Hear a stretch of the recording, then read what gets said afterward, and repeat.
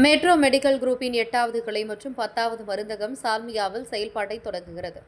September 19ஆம் தேதி திறப்பு விழா.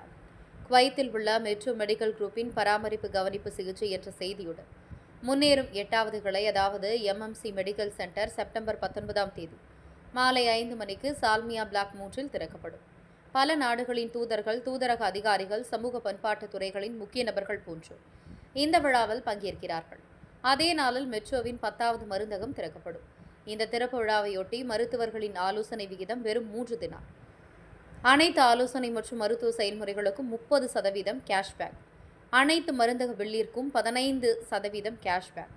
சிறப்பு விழா தொகுப்புகள், காப்பீடு நோயாளிகளுக்காக டிசம்பர் 2026 வரை சிறப்பு கூப்பன்கள் போன்ற சலுகைகளும் அறிவிக்கப்பட்டுள்ளன. புதிய கிளையில் உட்நோயியல், பல் மருத்துவம், தோல் மருத்துவம், அழகு சாதனவியல் மற்றும் லேசர், நாளமில்லா சுரப்பியல், காது, மூக்கு, தொண்டை, மகப்பேறு மற்றும் மகளிர் நோயியல், குழந்தை மருத்துவம், நரம்பியல், சிறுநீரக மருத்துவம், எலும்பியல், கண் மருத்துவம், ஆய்வகம், பொது மருத்துவம், எக்ஸ்ரே, அல்ட்ராசவுண்ட் போன்ற துறைகள் செயல்பாட்டை தொடங்குகின்றன. மேலும் நோயாளிகளுக்கு உயர்தரமான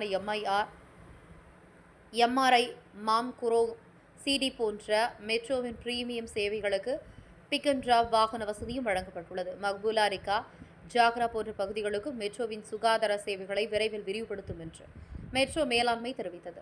மெட்ரோ மெடிக்கல் குரூப் நிறுவனர், தலைவர் மற்றும் தலைமை நிர்வாக அதிகாரி முஸ்தபா அம்சா, பங்குதாரர்கள் doctor Vijay Basheer, doctor Ahmed Al Azmi, MMC medical centre மருத்துவ இயக்குநர் டாக்டர் ஹிந்த் அல் ஹமத் பகத், ஹல் முத்தைரி, மெட்ரோ மெடிக்கல் குரூப் பொது மேலாளர் முகமது ஷாவ்கி ஆகியோர் செய்தியாளர் கூட்டத்தில் பங்கேற்றனர். குவைத் தவசி நியூஸ் செய்தியாளர் அஜித் குமார்.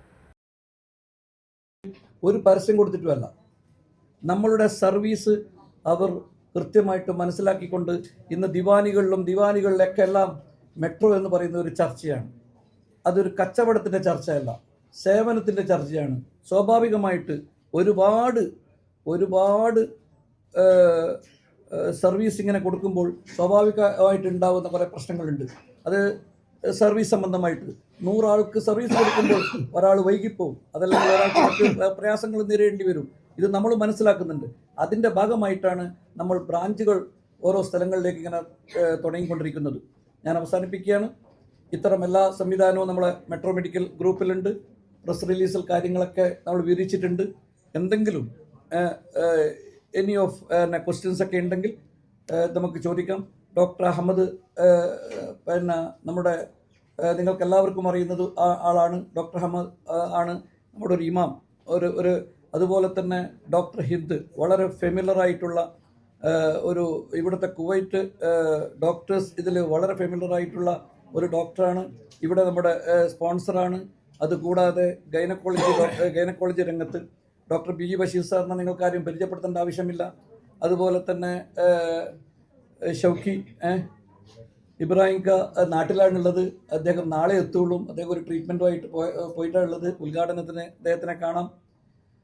അപ്പോൾ നമ്മളെല്ലാവരും ആ തുടക്കം മുതലേ ഉള്ള ആളുകൾ, പാർട്ട്നേഴ്സ് ആവട്ടെ, മീഡിയ ഫ്രണ്ട്സ് ആവട്ടെ, അതുപോലെ തന്നെ നമ്മുടെ ട്രീറ്റ്മെൻറ്റിന് വരുന്ന ആളുകളാവട്ടെ, എല്ലാവരും പഴയ ആളുകളും പുതിയ ആളുകളും കൂട്ടത്തോടെ യോജിച്ചിട്ട് മുന്നോട്ട് കൊണ്ടുപോകുന്നൊരു സാഹചര്യമാണ്.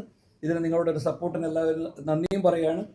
നമ്മൾക്ക് ഡോക്ടർ അഹമ്മദിന്റെ few words bus കലിമാത്തിൽ بسم الله الرحمن الرحيم.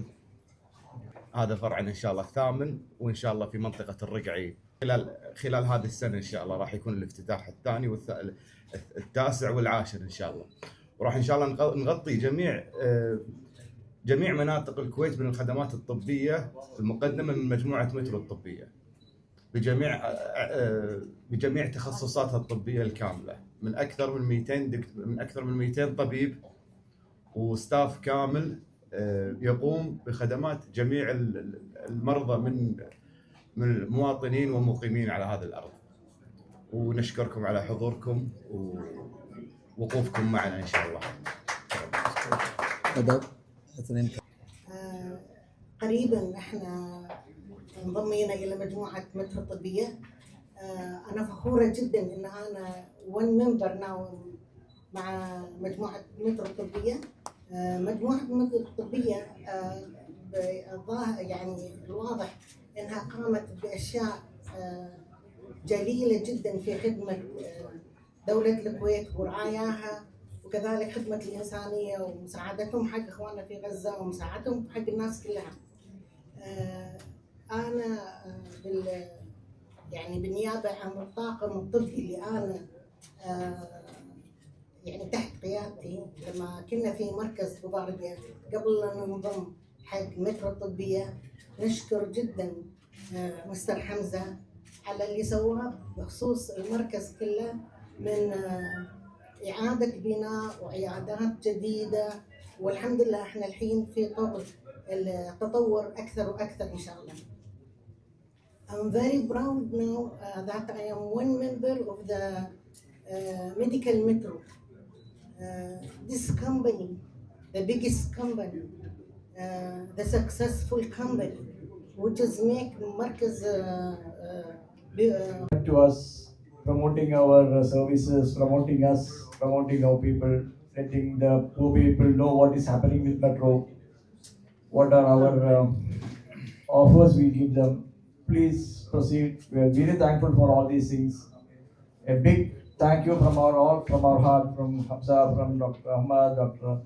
Ibraika, because 10 years before or 11 years before, we thought most of the similar faces which we are seeing again. So, I mean, you've given us a lot. Metro cannot ask you more. Please help us more and let the poor people or what are the needed people, let them benefit from what Metro is giving through you people. And you are also doing a wonderful job by letting them know all these things. So a big thanks to all of you, especially all the media people all over the world. I tell like that because all over the world we are here. So thanks a lot for all of you. Thank you. Thanks a lot. Sir. Yeah, ഒരു കാര്യം കൂടി add ചെയ്തിട്ടുണ്ട്. I have to add one more small things. See our announce the 2025 30% cashback.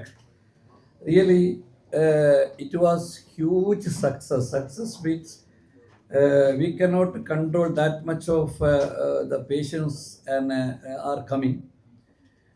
We are happy to give back this much big amount, 30%, okay? And we are thinking to something new for 2026. So people are getting, see, same like I said before, I told you the tie-up of different multi-specialty hospital in India. എന്തുകൊണ്ടാണ് ഈ metro എവിടെ നോക്കിയാലും മെട്രോനെ നല്ല ചോദ്യമാണ്. അതായത് ചോദ്യം മറ്റുള്ളവർ കേട്ടില്ലെങ്കിൽ രൂപത്തിൽ മാറ്റണം.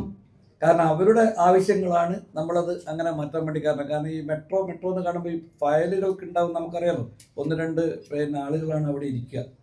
ഈ ഇരിക്കുന്ന ആൾക്ക് തന്നെ ഇപ്പം മാഡം തന്നെ എന്ന് പറഞ്ഞല്ലോ, ഈ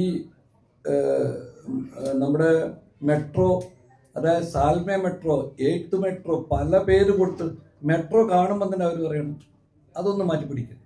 അങ്ങനെയാണ് അവസാനം MMC ഇതാക്കിയത്. അത് മെട്രോ മെഡിക്കൽ കെയർ ആണല്ലോ അങ്ങനെ ആക്കിയത്. അടുത്ത ഇതിൽ കുറച്ചും കൂടി നേരത്തെ കാലത്ത് പോയിട്ട് വീണ്ടും കിട്ടുമെന്നുള്ള ശ്രമം നടത്തും. അല്ല, അതൊക്കെ മാറുകയാണ്. MMC തന്നെ വരും. നാളെ വരുമ്പോഴേക്ക് മാറും. ഉദ്ഘാടനത്തിന് വരുമ്പോഴേക്ക് ശരിയാവും. മീഡിയ കോൺഫറൻസിൽ പറയുകയും ചെയ്തിട്ടുണ്ടായിരുന്നു. ഈ ഇങ്ങനെ ഓരോന്ന് എങ്ങനെയൊക്കെയോ ഒന്ന് കമ്പ്യൂട്ടർ പഠിച്ചു വരുമ്പോഴേക്കാണ് പിന്നെ അതിൻ്റെ അപ്പുറം ഇത് കഴിയുമ്പോഴേക്കും ഇപ്പം AI എത്തി. ഇതൊക്കെ എത്തിപ്പെടാനുള്ള ആ സമയമാകുമ്പോഴേക്കും നമ്മളുടെ മാറ്റവും നമ്മളുടെ ബ്രെയിനും അതുപോലെ വർക്ക് ചെയ്യാൻ വേണ്ടിയിട്ട് സാധ്യത വളരെ കുറവാണ്. ഇവിടെ എല്ലാവരും ഇങ്ങനെയുള്ള ഒരു പ്രായമായിട്ട് നിൽക്കുന്ന മനുഷ്യന്മാരാണ്. പക്ഷെ അത് നമുക്ക് ജനങ്ങളോട് പറയാൻ വേണ്ടി കഴിയുള്ളൂ. അപ്പം നമ്മൾ അത് കഴിഞ്ഞ മാസം ചർച്ച ചെയ്യുന്ന സമയത്ത് നമ്മളുടെ ഈ ഡിസംബർ കയ്യിലോട് കൂടിയിട്ട് അതിനു വേണ്ടി ഒരു വലിയൊരു ഇന്ത്യയിൽ നിന്ന് തന്നെ അതിൻ്റെ ഏറ്റവും വലിയൊരു എക്സ്പേർട്ടിനെ കൊണ്ടുവന്നിട്ട് എങ്ങനെയാണ് അതിനെ നമ്മൾക്ക് ആ രൂപത്തിലേക്ക് എത്തിക്കുക എന്നുള്ളത് നമ്മൾ ചിന്തിക്കുന്നുണ്ട്. Complete digital. കാരണം എന്ന് പറഞ്ഞാൽ ഇപ്പം ഒരുപാട് കാര്യങ്ങൾ ഇപ്പം അതിൻ്റെ ഒരു ചെറിയൊരു ഉദാഹരണം പറയാം. ഇപ്പം എക്സ്റേ എന്ന് പറയുന്നത് ഹോസ്പിറ്റലിലേക്ക് വന്നിട്ട് എടുക്കണം. എന്നാൽ ഇപ്പോഴത്തെ ആളുകളുടെ ശരീരഭാരം എന്ന് പറയുന്നത് ഈ ഹോസ്പിറ്റലിലേക്ക് വരാനോ ആംബുലൻസിൽ കൊണ്ടുവരാനോ അവർക്കൊരു എക്സ്റേ എടുക്കാനോ അവർക്ക് ഫർദർ ട്രീറ്റ്മെൻറ്റ് നടത്താനോ കഴിയാത്ത ചില സാഹചര്യങ്ങളുണ്ട്. നമ്മളിപ്പോൾ അടുത്ത് തന്നെ ഗവൺമെൻറ്റിനെ നമ്മളാണ് സമീപിച്ചിട്ടുള്ളത്. അതുവരെ അവർക്കും അറിയില്ല. അതിനുശേഷം അവർ പറഞ്ഞു യെസ് നിങ്ങൾക്കത് ആയിട്ട് മുന്നോട്ട് പോകാം. പോർട്ടബിൾ എക്സ്റേ, ഉദാഹരണത്തിന് വീട്ടിൽ കൊണ്ടുപോയി അവിടെ നിന്ന് എക്സ്റേ എടുത്ത് ട്രീറ്റ്മെൻറ്റ് കൊടുക്കുവാൻ വേണ്ടിയിട്ട് നമുക്ക് കഴിയുമെന്നുള്ളത്. ഇവിടെ അതുകൊണ്ട് തന്നെ നമ്മൾ ഈ 3 മാസം ഈ അവധി ചോദിച്ച ഈ വർഷം ലാസ്റ്റ് അത് ചെയ്യാമെന്ന് പറയാൻ കാരണം എന്ന് പറഞ്ഞാൽ കുവൈത്തിലുള്ളവർ മാത്രമല്ല, നമ്മളിൽ തന്നെ കുറേ ആളുകൾക്ക് മാത്രമേ, വളരെ കുറച്ച് നാമപരമായ ആളുകൾക്ക് മാത്രമേ AI ഒക്കെ വന്നിട്ടുള്ളൂ. അപ്പോൾ നമ്മളെല്ലാവരും അവിടെ ആ രീതിയിലേക്ക് എത്തുമ്പോഴേക്ക് മെട്രോ എത്തിച്ചേരാം. നേരത്തെ കാലത്ത് എത്തിയിട്ട് പിന്നെ ഇത് ട്രീറ്റ്മെൻറ്റ് അടക്കമേ ഇപ്പം നമ്മൾ എന്ത് കാണുമ്പോഴും ഒരു പിക്ചർ കാണുമ്പോൾ പറയുന്നത് AI ആണ്. അനിൽ ഭായിനെ നേരിട്ട് കണ്ടാൽ മാത്രമേ വിശ്വസിക്കുന്നുള്ളൂ. ഫോട്ടോത്തിൽ കണ്ട ഇത് AI ആണെന്ന് പറയപ്പെടുന്നൊരു ഇതുണ്ട്. അതുകൊണ്ട് നമ്മുടെ ട്രീറ്റ്മെൻറ്റ് തന്നെ AIയിലേക്ക് മാറിപ്പോകുമോ എന്നുള്ളത് കൊണ്ട് ആളുകൾക്ക് എപ്പോഴാണോ AI ട്രീറ്റ്മെൻറ്റ് വേണ്ടത്, ആ ഒരു ലെവലിലേക്കുള്ള ട്രീറ്റ്മെൻറ്റ് വേണ്ടത്, അപ്പം നമ്മൾ കൂടാന്ന് വിചാരിച്ചു കൂടി ഇത് ചെയ്യുന്നത്. ഉദാഹരണത്തിന് മാമോഗ്രാഫി ഇപ്പോൾ നമ്മൾ ഗവൺമെൻറ്റിലേക്കൊക്കെ അപ്ലൈ ചെയ്യുമ്പോഴേക്ക് സത്യം പറഞ്ഞാൽ 2, 3, 4 മാസത്തെ പിന്നെ കാത്തിരിപ്പാണ്. മാമോഗ്രാഫി എല്ലാ സ്ത്രീകളും നേരത്തെ 40 വയസ്സിന് മുന്നാണെങ്കിൽ ഇപ്പോൾ അത് 16 വയസ്സ് മുതൽ ബ്രസ്റ്റ് ക്യാൻസർ കാണപ്പെടുന്നുണ്ട് എന്നുള്ളതാണ് ഇപ്പോഴത്തെ പുതിയ സംഭവങ്ങൾ. അപ്പം നമ്മളുടെ കുടുംബത്തിലാവട്ടെ, നമ്മുടെ ആരാവട്ടെ, അവർക്ക് പറഞ്ഞു കൊടുക്കേണ്ട ഇതാണ് വർഷത്തിൽ 1 പ്രാവശ്യമെങ്കിലും മാമോഗ്രാഫി ചെയ്യണമെന്നുള്ളത്. അങ്ങനെ ഒരു ഇതിലേക്ക് വരുമ്പോൾ ഇത്രയും കാത്തിരിപ്പ് ശരിയാവില്ല. നാട്ടിൽ പോയിട്ട് തിരിച്ചു വരാമെന്ന് പറഞ്ഞാൽ അതൊക്കെ വലിയ ചാർജാണ്. തുച്ഛമായ ചാർജിൽ മാമോഗ്രാഫി നമ്മൾ സ്റ്റാർട്ട് ചെയ്തു. അത് പ്രൈവറ്റിൽ, ഇവിടെ അല്ല, സൂപ്പർ മെട്രോയിൽ. അപ്പം അതുപോലുള്ള അങ്ങനെയുള്ള സ്പെഷ്യാലിറ്റി ഗ്രൂപ്പിൽ കൊണ്ടുവരാം. മാമോഗ്രാഫി അവിടെ ഉണ്ടെങ്കിൽ പിന്നെ 1.5 ടെസ്ലയാണ് ഫായിൽ